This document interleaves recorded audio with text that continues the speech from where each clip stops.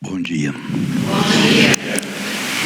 Sejam todos bem-vindos na casa de Miramês, essa casa que nos acolhe, nos dá a graça de poder vir assistir uma aula, um curso intensivo universitário de sobrevivência e de busca da felicidade. Graças à doutrina espírita, os nossos corações e nossas mentes têm se aberto mais para a grande transformação que a Terra está passando. E nós, se aprendermos mais, seremos mais úteis na nossa caminhada, e nossa caminhada se tornará mais leve. Então, agradeçamos de estar aqui nessa casa hoje. Sejam todos bem-vindos. Vamos dar início a mais uma jornada de estudos. Nossa irmã Laila hoje nos brinda com o tema transtorno de ansiedade e redes sociais. Não precisa falar sobre isso, não? Ninguém tem isso, não tem problema? Alguém? Tem alguém com esse problema aqui? Isso é problema atual? Esse é problema do passado, não? Tá bom. Já que está programado, né? Já que está programado, vamos então dar continuidade. Vamos então fazer nossa prece e logo após passaria a palavra para ela. Amado Mestre Jesus, Pai nosso que estás no céu, santificado seja teu santo e amado nome. Venha a nós ao teu reino, seja feita a tua vontade aqui na terra como no céu. O pão do corpo e do Espírito nos dai hoje, e perdoa nossas dívidas, na medida que perdoarmos aqueles que nos têm ofendido. Não nos deixeis cair em tentações, livra-nos, Senhor, de todos os males, pois teu é o reino, o poder e a glória para todos sempre. Que o irmão Miramês e toda a sua equipe nos ajude a concentrar em nossas mentes a firmeza de receber as palavras de hoje como ensino para a nossa felicidade. Que assim seja. Laila. Se você quiser mais só. Bom dia. É uma alegria estar aqui com vocês essa manhã de domingo. Queria agradecer o convite. Bom, o tema nos proposto hoje é um tema um tanto quanto atual. E talvez o mal do século. Tem alguém ansioso aqui?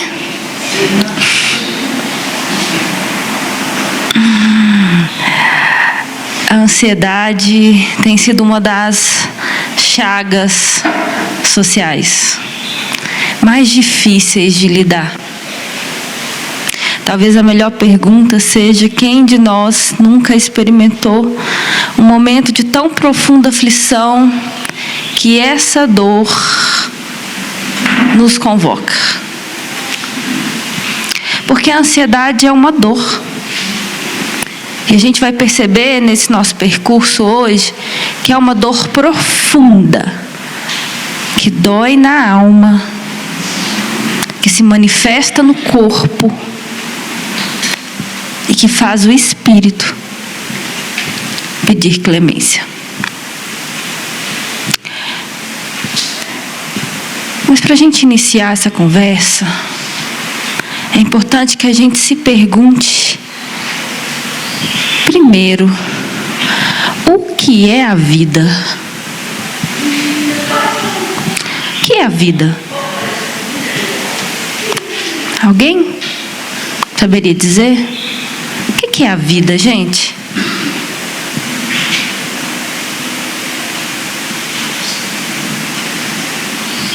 O que é a vida? Se perguntassem para vocês, de uma criança de 2 anos, papai, mamãe, vovó, vovô, o que é a vida? O que vocês diriam?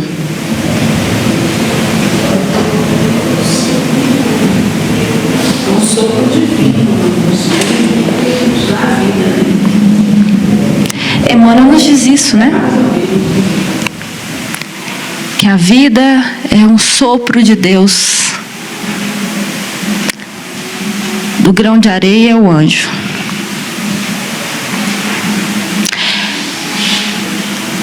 Mas ele também diz que a vida é obra nossa, que a existência nos é dado com berço, mas a vida, essa é obra nossa. A vida é aquilo que escolhemos fazer. Do momento em que despertamos até o minuto em que nos deitamos, e assim vamos viver numa outra instância, com a emancipação do corpo. A vida é esse contínuo de escolhas diárias.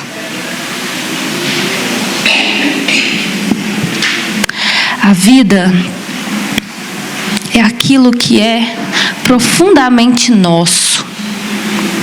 É a nossa marca. A vida é o nosso caminho pessoal. Só que dentro dessa concepção de vida, ainda que ela seja nossa e que tenhamos a condição e o livre-arbítrio de escolher o que fazemos com ela, nós também precisamos compreender que a vida é maior do que nós.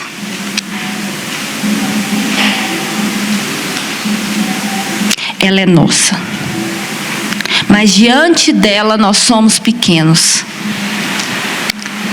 Mas diante dela nós precisamos nos dobrar.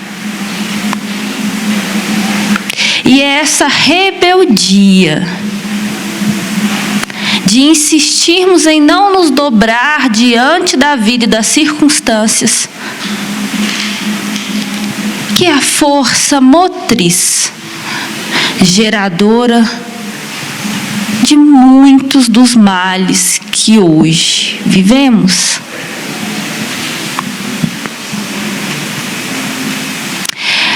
A ansiedade, hoje tão difundida e tão divulgada, na minha clínica, todos os dias, sem exceção. A ansiedade é uma temática recorrente. E o discurso da ansiedade, ele sempre vem tomado de muita dor e de muito sofrimento. E por quê? A ansiedade em si mesma, ela não é ruim. E, na verdade, não existe nada que seja ruim. O mal é uma ilusão do espírito ainda imperfeito, que caminha nos desertos da alma, buscando o retorno do Pai. Mal não existe. Embora a gente tenha consciência dele, ele seja necessário, tal qual o desconforto e a dor, para nos doutrinar, para nos orientar, frente aos caminhos que às vezes a gente insiste em mudar a rota. Mas a ansiedade em si, ela não é ruim. A ansiedade é um sentimento que nos movimenta. Ela é um sentimento que nos impulsiona, que nos conta que algo é importante para nós. A ansiedade, ela é uma bússola interna, cravada na nossa consciência, tal qual um GPS divino que nos conta que se eu estou ansioso com aquela reunião de trabalho, é porque aquele trabalho é importante para mim. Se eu estou ansioso em dar conta das minhas contas do mês, é porque um valor para mim é honrar os meus compromissos. Se eu estou ansioso em conseguir aquele carro tão desejado, aquela casa tão desejada, é porque eu entendo as limitações dos meus recursos hoje e compreendo o quanto eu preciso construir outros que me permitam alcançar algo. Sem a ansiedade, estaríamos todos reféns de nós mesmos, estagnados, parados. O problema da ansiedade é quando ela não se dobra à vida, que é maior. O problema da ansiedade é quando ela não respeita o tempo, que é kairos e não cronos. Cronos é o nosso tempo pessoal, é o tempo do relógio. Mas kairos é o tempo da vida, é o tempo da alma, é o tempo de Deus.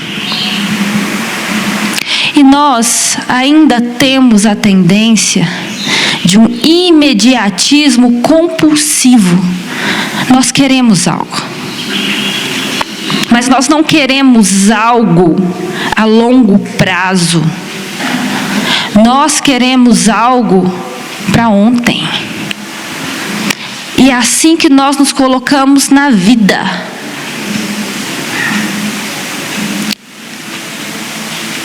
Exigindo da vida que nos traga aquilo que desejamos no nosso tempo. Só que temos um problema aí. Você já imaginou? Se aquela mãe que descobre que está grávida lá aos 3 meses de gestação entrasse numa crise ansiosa e quisesse tirar o menino da barriga antes do tempo, o que aconteceria com essa criança? Ela daria conta? Não. Porque ela precisa do útero para se nutrir. Ela precisa do útero para se desenvolver. Mas nós não queremos nutrir, desenvolver os nossos desejos. Nós queremos que eles nasçam, simplesmente, de imediato, da nossa mente. E aí a gente vai perceber aqui o quanto hoje estamos numa realidade virtual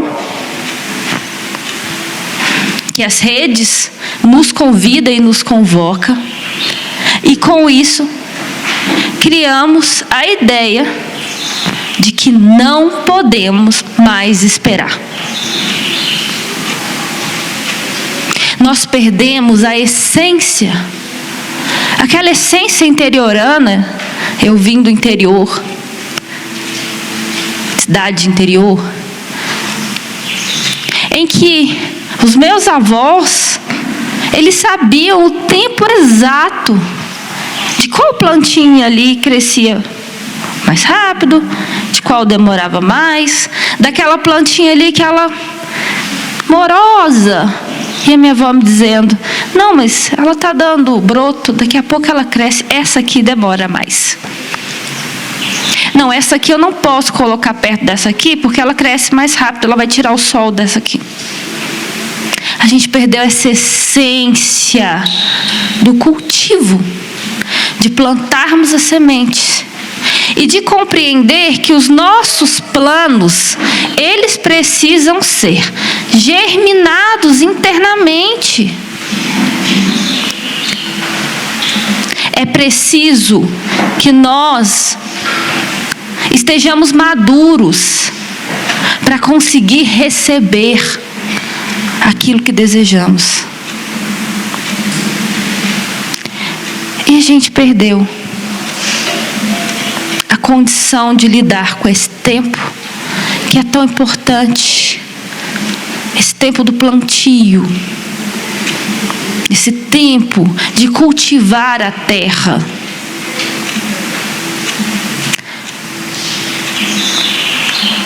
A tecnologia é um presente do Cristo para a humanidade.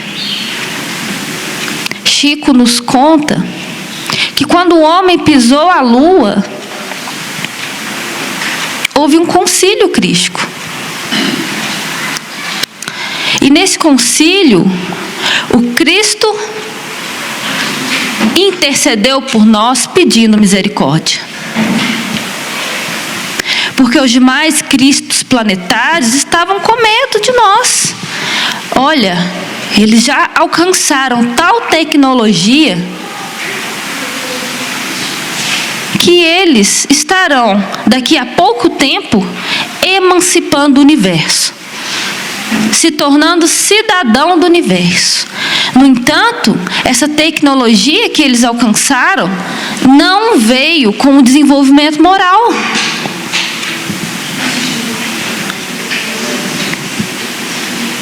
E sem o desenvolvimento moral, estaríamos repetindo no universo o que fazemos aqui.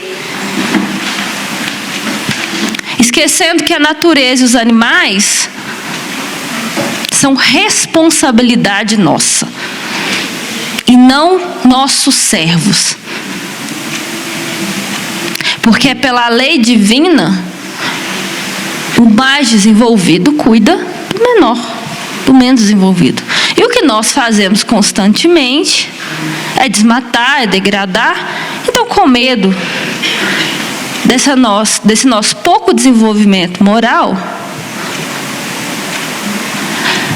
os demais cristos planetários desejavam acabar com a raça humana. E Jesus, na sua infinita bondade, nos disse: se em 50 anos eles não gerarem uma nova guerra mundial, então essa raça terá a oportunidade de seguir. E que bom que não geramos. Muitos, pela ajuda também de nossos irmãos de outros orbes, que nos auxiliaram nesse percurso. Mas a verdade é que não entramos em guerra. E uma vez não tendo entrado em guerra, o Cristo também nos contou que entraríamos numa nova era, num mundo em que deixaria de ser provas e expiação, em que deixaria de ser gradualmente hospital, escola, e se tornaria universidade. E na universidade nós temos um conhecimento maior, um conhecimento mais específico, uma liberdade maior e acesso a novas tecnologias. Porque eu não permito que uma criança, aprendendo o abecedário, entre numa faculdade de medicina, de engenharia, que opere um corpo ou projete um prédio, porque a gente sabe que cognitivamente ela ainda não tem recursos internos para lidar com aquela tecnologia.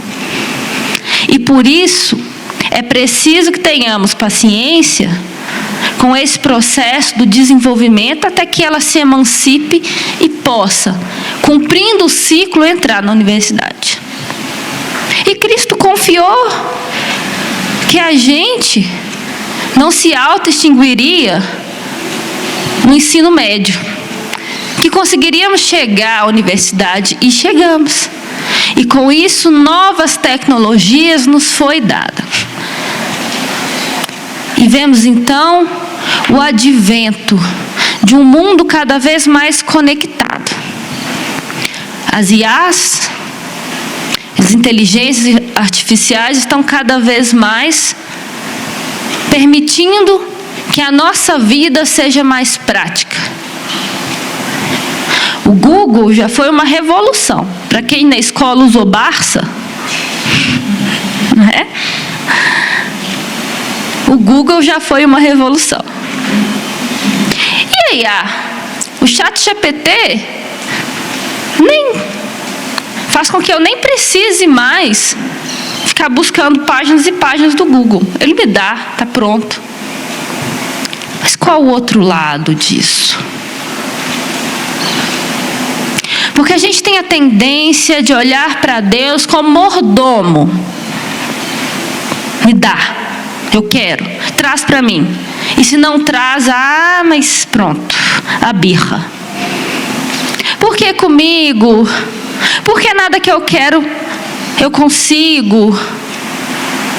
Por que as coisas nunca vêm como eu preciso? Ou a gente vai entender que será que eu realmente preciso? Ou isso é só uma construção do meu ego? Porque é assim. Só que Jesus nos ensinou há 2000 anos atrás que Deus é Pai. Papaizinho, mas é Pai.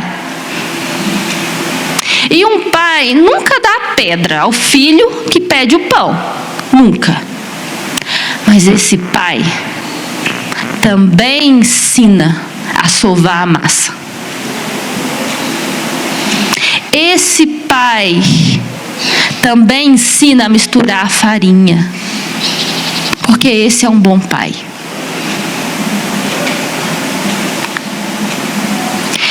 Que nos ensina que somos capazes. Um pai, um bom pai, ele não entrega uma faca para uma criança, mesmo que essa dê birra e diga eu quero agora. Não. Ele suporta o choro. E ele diz, eu sei, meu filho, o que você quer. Eu compreendo o que você quer. E eu aceito o que você queira. Mas ainda não é o momento. Você vai sim poder operar quantas facas quiserem. E poder escolher a usá-la para preparar um alimento para ferir o seu companheiro. No seu momento. Mas agora não. Você ainda não está maduro o suficiente para isso. E é assim que Deus faz com os nossos anseios. Jesus nos ensinou, pedis e obtereis. No entanto, ele não diz, pedis e obtereis agora.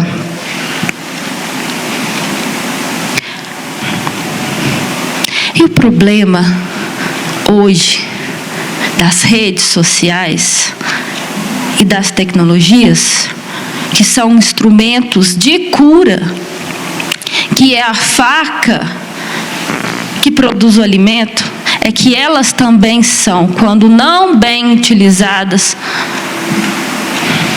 ferramenta de dor. Porque o mundo das redes é um mundo virtual. E o mundo virtual, ele muitas vezes não reflete o que é real. Não tem ninguém triste no Instagram. Não tem ninguém feio no Instagram. Não tem ninguém com olheira no Instagram. Ninguém cansado. As pessoas estão sempre felizes, dando conta da própria vida, sem problema algum. Mas a verdade é que aquela vida é uma vida editada. Aquela vida é uma vida construída com base naquilo que eu acredito que gostaria que o outro pensasse que eu fosse. Mas não é o que eu sou. Porque eu escolho a foto que eu vou colocar, o melhor ângulo, o melhor fundo. Pode até ter um monte de entulho do lado de cá. Um monte de coisas, circunstâncias que eu preciso cuidar. Mas esse lado aqui tem uma paisagem maravilhosa. É aqui que a foto é tirada. E é só isso aqui que eu mostro. Está tudo bem. O problema é olhar para aquilo e acreditar que aquilo ali é o outro. E acreditando que aquilo ali é o outro, eu entro num lugar muito perigoso, que é o que fomenta as grandes crises ansiosas hoje. que é o alimento para aquilo que conhecemos na psicopatologia como TAG, transtorno ansioso generalizado, e com isso todas as sintomatologias possíveis: pânico, falta de ar, taquicardia, depressão, enfim, a lista é longa. A tal da comparação. Eu começo a me colocar na vida que é maior que eu, como a gente começou a falar, como se eu pudesse e devesse controlá-la. Porque estamos vivendo uma epidemia do controle. Querendo ensinar para Deus que a gente sabe mais do que a gente precisa do que Ele. E aí, a vida nos empurra para cá, mas a gente quer ir para lá, e a vida nos empurra para cá, e a gente quer ir para lá, e a gente fica nesse jogo. E por que queremos vir para cá? A gente sequer se pergunta. Porque tá todo mundo indo para cá. Tá todo mundo com iPhone 15, mas o meu é o 12. Crise de uma paciente essa semana, no consultório. Crise de parar em um hospital para tomar um benzodiazepínico na veia, com uma dor real, que não é frescura, não. É um adoecimento por um iPhone. Porque o dela é o 12, 13, não sei nem em que ponto está o iPhone hoje. E todos os amigos do colégio têm o 17. E os pais disseram: não, tudo bem, eu te dou o 15, está no meio do caminho. Não, eu quero o 17.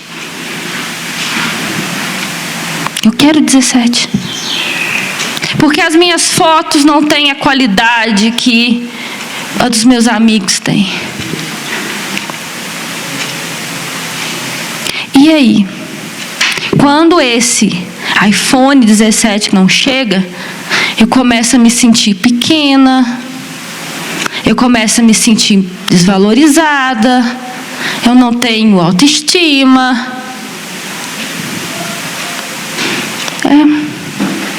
E parece algo tão fugaz, uma crise de uma adolescente de 17 anos, só que nós fazemos isso diariamente nas pequenas coisas.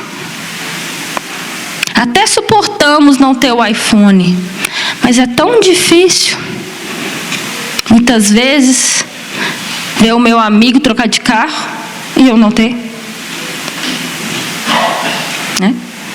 É tão difícil, muitas vezes, olhar para o meu corpo e até gostar do que eu vejo. Estou bem comigo. Mas a minha amiga está mais magra. Acabou. A crise de identidade. E é assim que nós estamos vivendo. Um mundo de aparências construídas. E o problema disso é que a gente acaba criando no nosso psiquismo uma realidade paralela.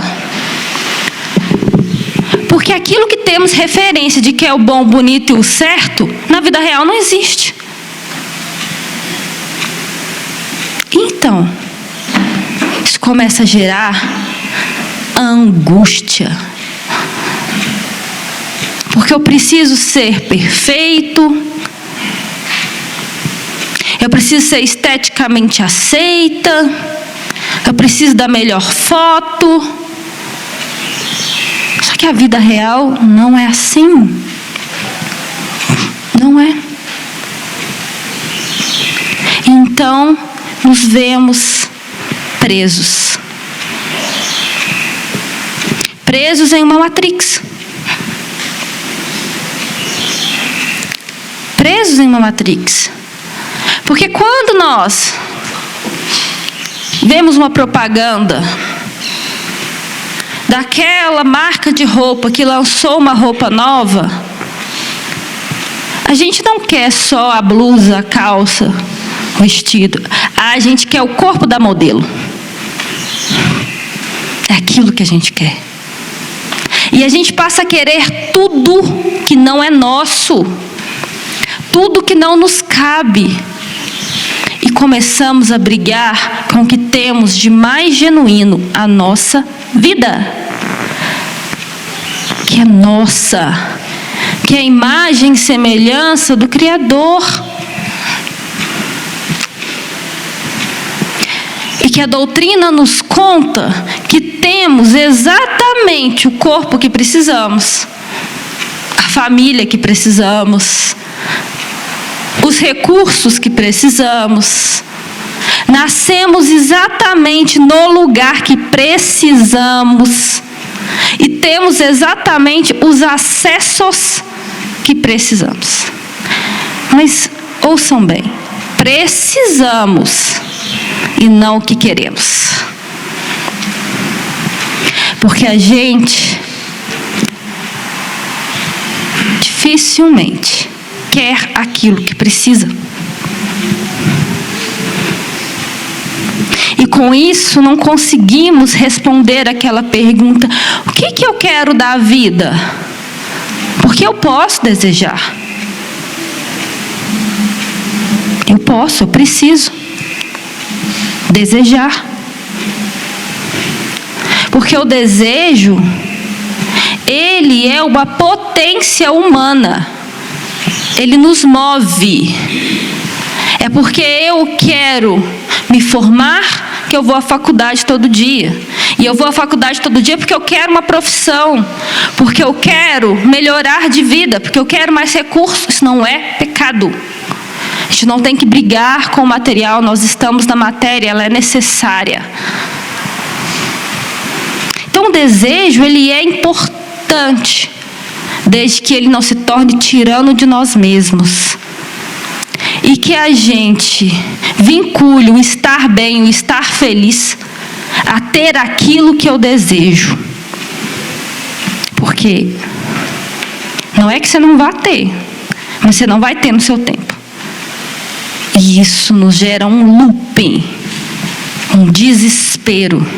Porque a mente começa a criar. Se não é agora, não vai ser nunca.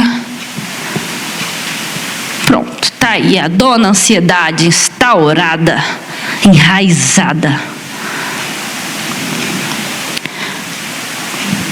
E a gente só dá conta desse processo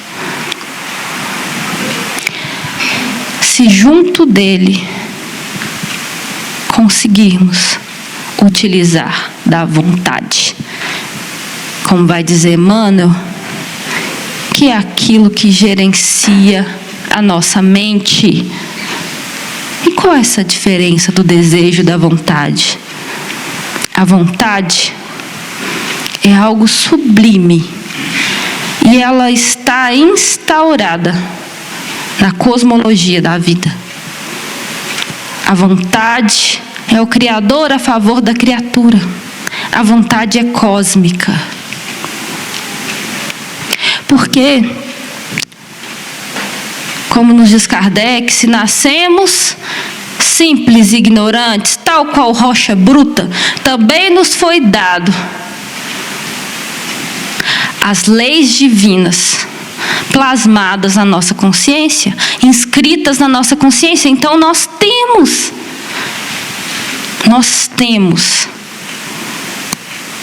resposta para tudo aquilo que a gente precisa. No consultório, recorrentemente, aquela frase: não sei o que fazer, mas eu não sei. Ela é repetida. E eu digo: então descobre. E eles ficam bravos comigo. Se eu desse conta sozinha, eu não estava aqui. Ah, mas você dá.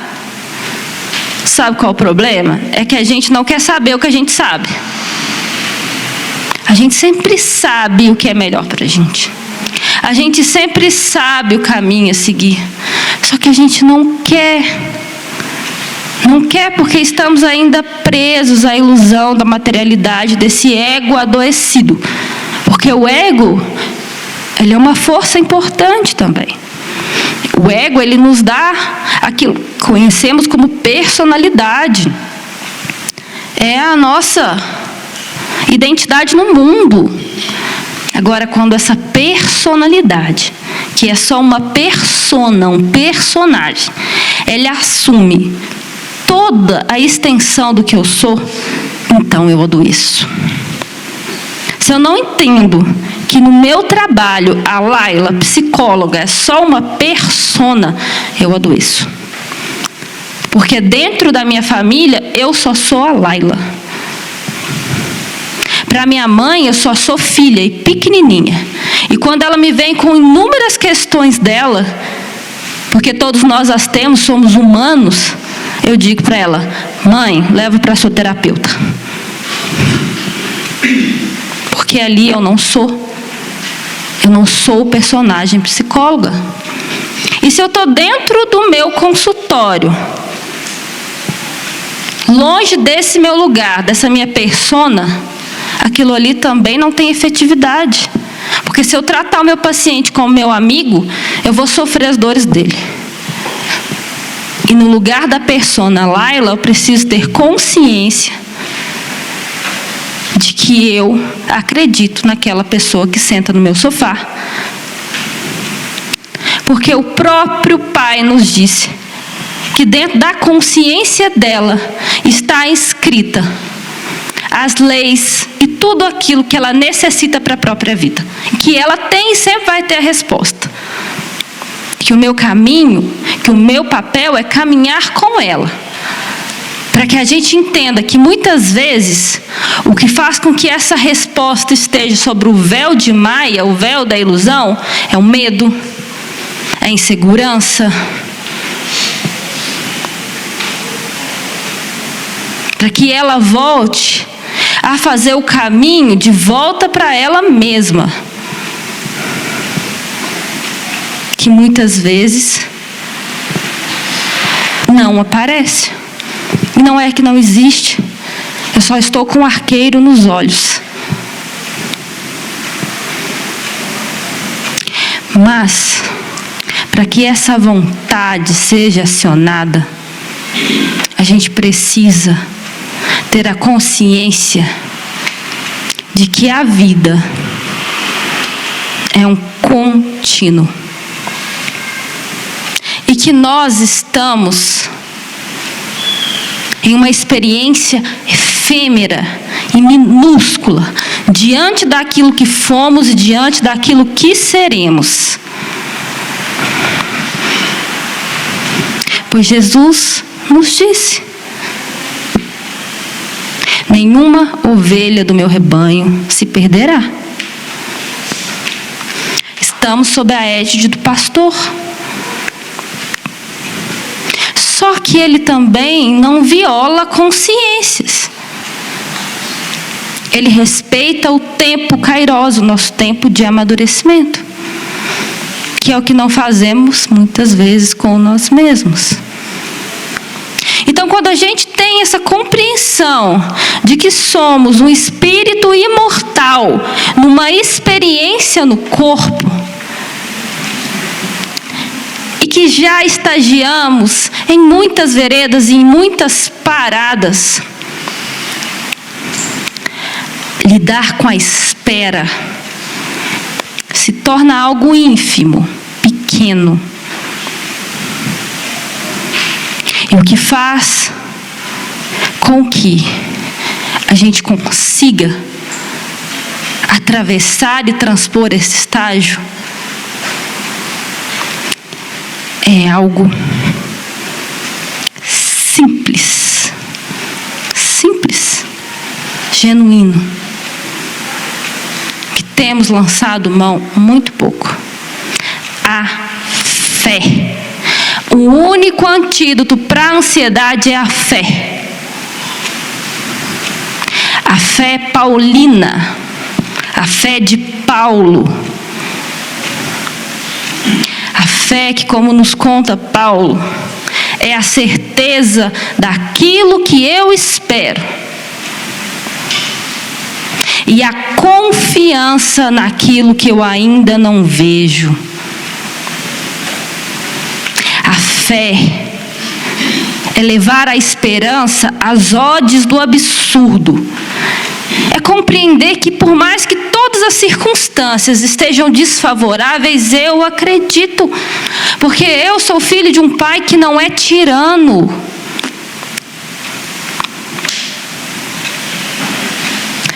E quando a gente acredita, a gente vê o milagre acontecer.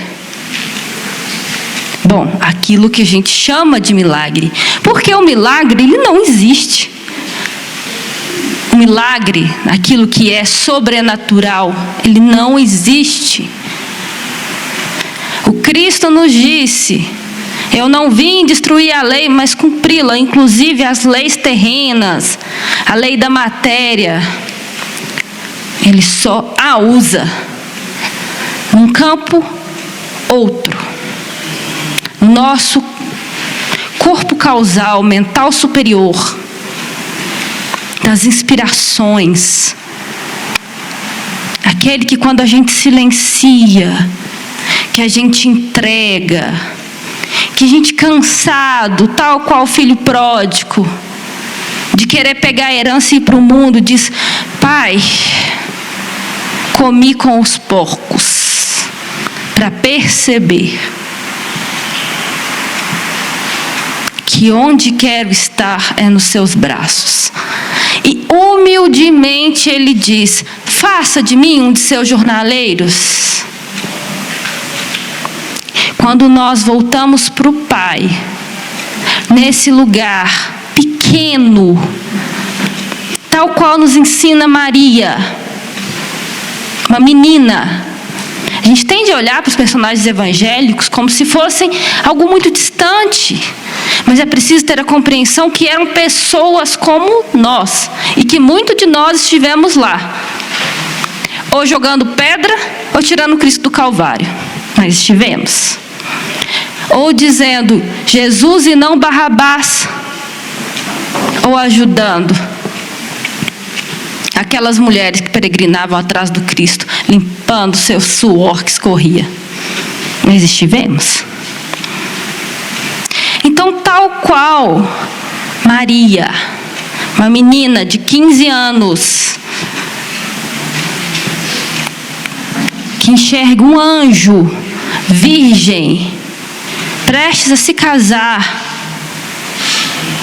que diz para ela: você vai receber o Salvador. Imagina o medo, imagina a ansiedade. E se José não me acolhesse? Uma mulher grávida naquela época, que não fosse casada, seria apedrejada e morta. O anjo não disse para ela: Maria, fica tranquila, está tudo pronto. A gente também vai falar com José. Não. Ele só disse para ela: você receberá o Salvador da humanidade. Imagina, algo sobrenatural que ninguém mais viu. Ninguém vai acreditar em mim. Imagina a ansiedade daquela mulher. E o que ela diz? O que dá conta? O que faz com que ela dê conta? O que segura? Porque era humana. Um espírito puro. Muito. Tal qual Cristo. Mas encarnado numa experiência da carne e da pele. Suscetível a todas as nossas dificuldades, desafios, tendências e sensações. E o que ela diz? Pai, fazei em mim segundo a tua vontade. Eis-me aqui, a sua serva. Eis-me aqui, Senhor, a tua serva. Ela se rende à vida. Ela se rende à vida. Ela entrega. E foi sem dificuldade? De modo algum. De modo algum. No livro Maria, psicografia do Miramês, ele nos conta o quanto esse espírito sofreu, quanto ele teve raiva, indignação de ver seu filho, puro amor e bondade, sendo tão injustiçado. O quanto Maria passou noites e noites na porta da prisão e rogando ao Pai misericórdia. Mas ela aceitou o seu destino. Ela aceitou que a vida trazia para ela enquanto convite. E o próprio Cristo, que embora a gente saiba que ele passou 1000 anos baixando o padrão vibratório para ter uma experiência na carne, quando aqui esteve subjugado das nossas leis da matéria, todas nós. E ele teve raiva quando ele expulsa os mercadores do templo. Ele teve raiva. Ele diz: aqui não.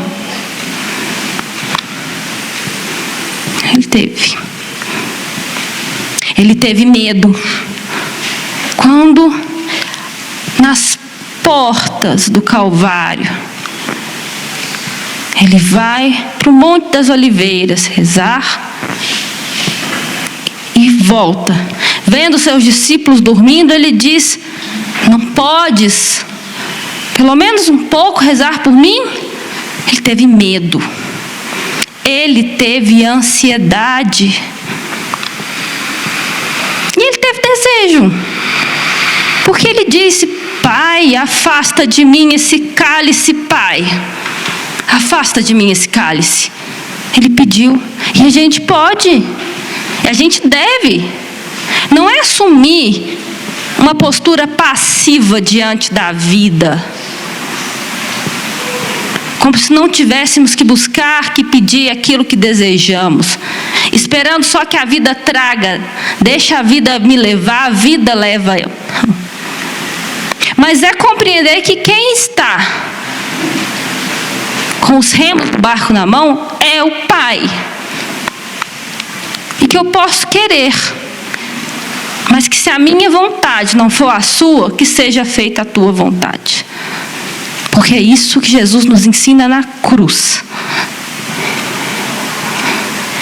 Pai, afasta de mim esse cálice, mas se a tua vontade não for a minha, que seja feita a tua vontade. Isso é fé. Isso é fé de Paulo, que com Bartolomeu saiu a peregrinar, sendo apedrejado, sendo preso,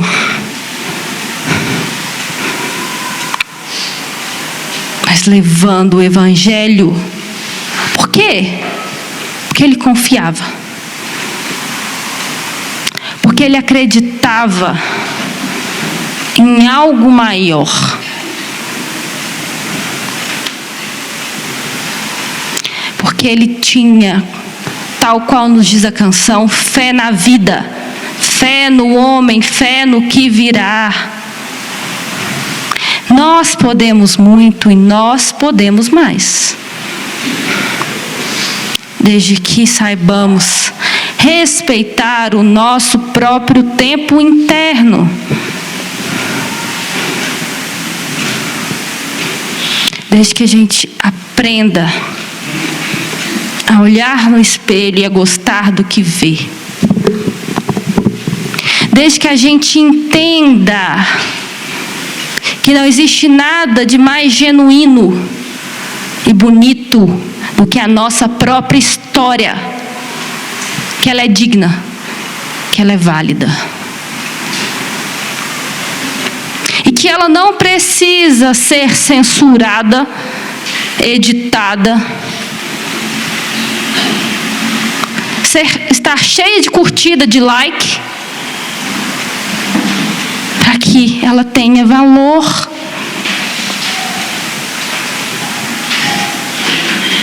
Para que eu sinta orgulho daquilo que sou. Para que eu faça as pazes comigo mesmo. para que eu deixe de ser meu algoz, para que eu compreenda aquilo que Jesus nos ensina, quando ele pergunta para Pedro: Pedro, antes que o galo cante, tu me negarás 3 vezes. Pedro: de jeito nenhum, Senhor. Jesus sabia, e ainda assim o amava profundamente, como nos ama, com os nossos acertos e com os nossos erros. Jesus sabia, e ainda assim o acolheu. E quando lá crucificado, quando perguntam para Pedro: tu conheces esse homem? Ele diz: eu não. Tu conheces esse homem? Eu não. E na terceira vez, quando ele foi perguntado: tu conheces esse homem? Pedro se lembrou da palavra do mestre.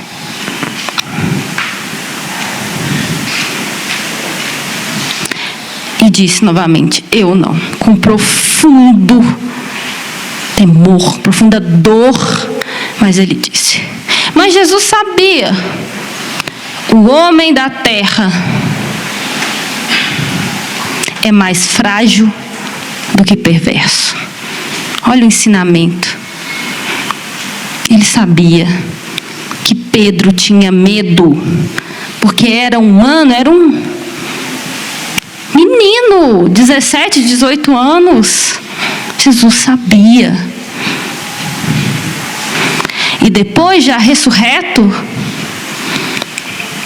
ele dá a oportunidade para que Pedro se perdoe. Não para perdoar Pedro, porque Cristo não julga. Ele acolhe a nossa humanidade e ele acredita em cada um de nós, como acreditou em Pedro. Então Jesus: Pedro, tu me amas? Amo, Senhor. Pedro, tu me amas? Amo, Senhor. E na terceira vez Pedro então entende: Pedro, tu me amas? Amo, Senhor. Então vá e apacentas as minhas ovelhas. Olha a profundidade. Jesus é o terapeuta dos terapeutas. Eu costumo brincar que se a gente compreendesse o Novo Testamento, todas as teorias psicológicas existentes cairiam por terra, porque ali existem os códigos verdadeiros da alma humana. Ali existe o caminho da cruz. Pessoal, porque ele não nos isenta das nossas responsabilidades, mas ele não nos pune. É nós que fazemos isso com a gente mesmo. Quando brigamos insistentemente com aquilo que somos e não aceitamos ter errados, e não compreendemos que somos mais frágeis do que perversos, e que há a oportunidade sempre na pedagogia da vida de fazermos diferente, de apacentar ovelhas, de dar ao outro uma palavra de aconchego, de carinho, de não julgamento. Aquilo que desejamos muitas vezes que tivessem feito conosco.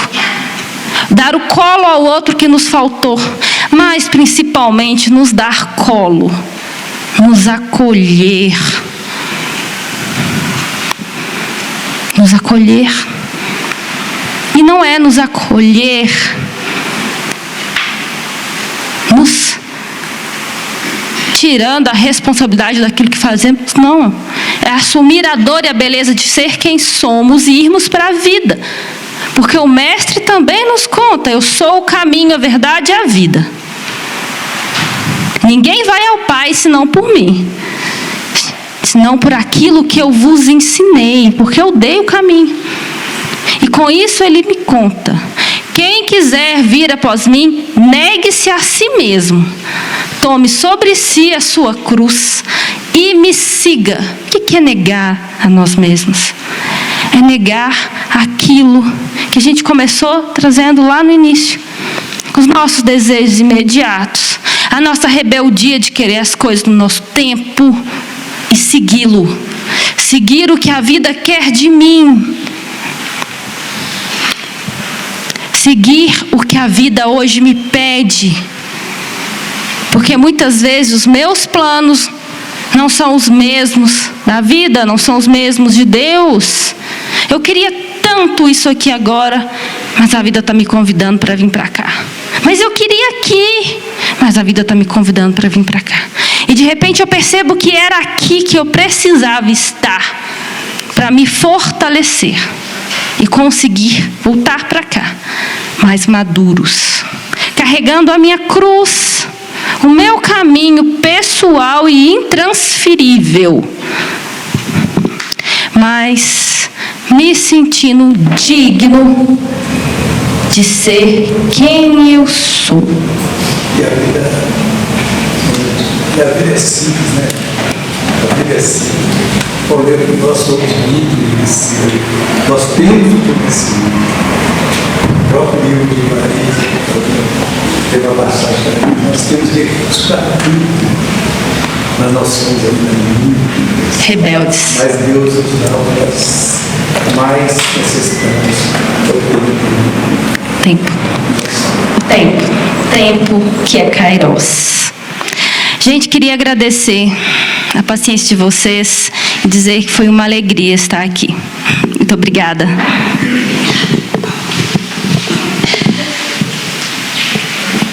Bom dia a todos e todas.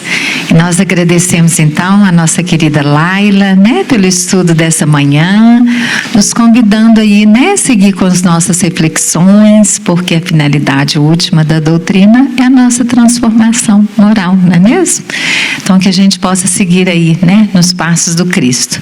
E aproveitando, né, falando das redes sociais, enquanto instrumento divino, a maior caridade que nós podemos fazer pela doutrina é a sua divulgação, né?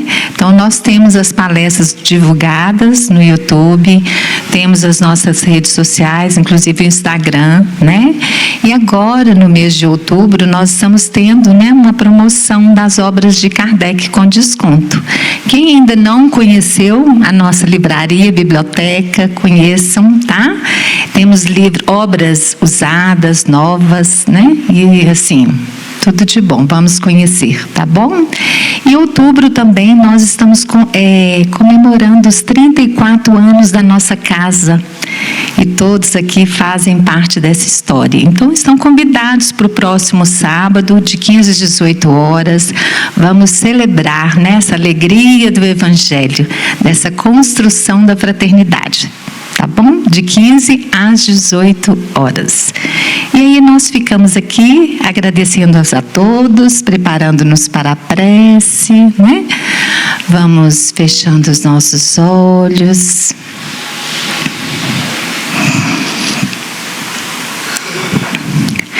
Toda vez que eu penso em Jesus, meu coração se acende no meu peito. Toda vez que eu sinto esta luz iluminando a minha mente, o meu corpo, pareço flutuar. Quando penso em Jesus, eu sinto paz. Quando penso em Jesus, minha alma se perfuma numa doce vibração. Os meus pensamentos se transformam e eu sinto que dentro do coração vai surgindo, vai crescendo um sentimento diferente, puro, me enchendo, me elevando, transcendendo todas as fronteiras. E o mundo inteiro é alegria, colorido como uma manhã de sol. Quase grito de tanta felicidade. Meu sorriso não demora a despontar. Quando penso em Jesus, só quero amar. Paparirá,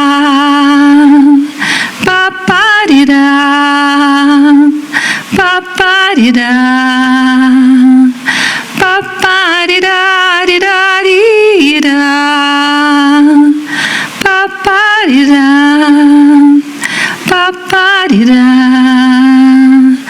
paparirá.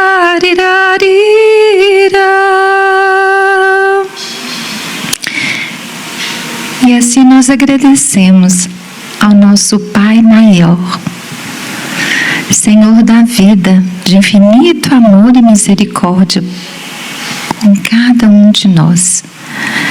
A Jesus, o nosso mestre, nosso guia, divino terapeuta, aos nossos mentores, irmão Miramês e todos os trabalhadores dessa seara, pela abençoada oportunidade da nossa própria evangelização e de nos teus passos, ó Jesus, encontrar o nosso lugar no mundo, o nosso valor. E que essas vibrações estendam a todos os corações sedentos do teu amor, aqueles que se sentem encarcerados, todos os famintos, por todos os nossos dirigentes, por todos aqueles que sentem a frieza de não ter o acolhimento, o abraço. Nós vos rogamos, ó Jesus, querido amigo, e que possamos, na alegria do teu Evangelho, seguir com fé, nos renovando na força, a força do amor, hoje, agora e sempre. Amém. Para os que precisam do passe, vamos encaminhar para a cabine. Nós agradecemos e um bom dia para todos.